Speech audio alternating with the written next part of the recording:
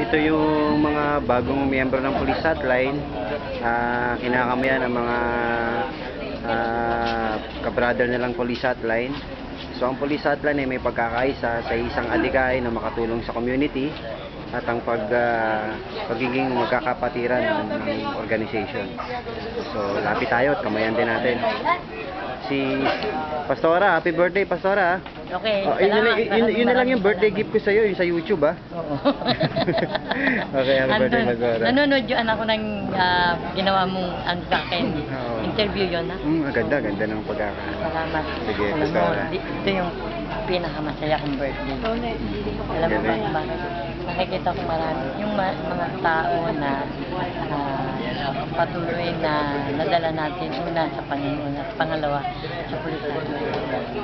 Nasa likod yung si Chairman. May sasabihin nata sa inyo. Ilang taon na po kayo? Happy birthday po. Anak, maraming salamat mga anak, no? Natutuwa ako, hindi niyo ako nakakalimutan. Salamat. Alam niyo, pinakamasayang birthday ko to. Oo naman, Pastora. Ito, kasi hindi ako nagbe-birthday. Pero ngayon nag-birthday ako dahil sa pulisan. Ay, umaga, nag-text ako rin, binati ko eh. Sabi ko, alam mo, sabi ko nga, dadalawa yung anak ko. Pero binigyan ako ng napakaraming anak. Oo nga po, ito At po yung kinukonsider ko kayo lahat na anak ko. sa sobrang dami ng Police Hotline, no? Yung mga anak nyo, Pastora. Oo, mga anak ko kayo lahat. At mahal na mahal ko kayo. Kaya pag hindi kayo nagte-text, hindi kayo tumatawag, hindi nyo kinukontak sa kita. Nalulungkot po kayo. Siyempre, nako kayo eh. Yan po si Pastora Bilin San Jose. Oo. Kaya ang tawag nila sa akin, mami na. Si Pastora Belen, isang empresario ng Police Hotline. Si Chairman Jun, overall chairman ng Valenzuela na Police Hotline. Ito si Director. Pinakilala ni Director. Ito natin. Ikot lang tayo ng angulo para makita natin sila. Magandang gabi sa inyo at pasensya na kami nahuli. Ito si Director. Siya yung pinaka-head ng Police Hotline. Siya yung founder ng Police Hotline.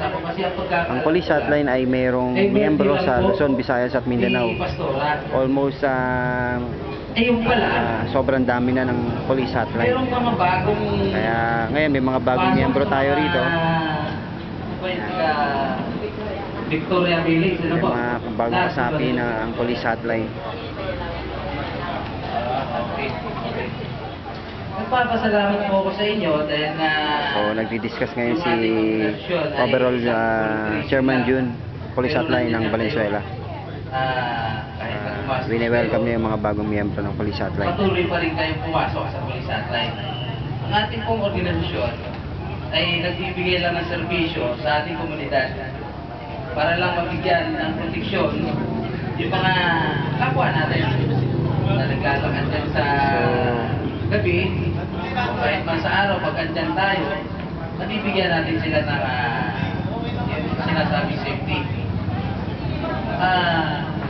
Ang akin lang po, no?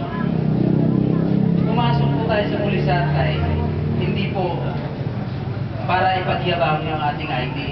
Diba? Pagko sa kahit na...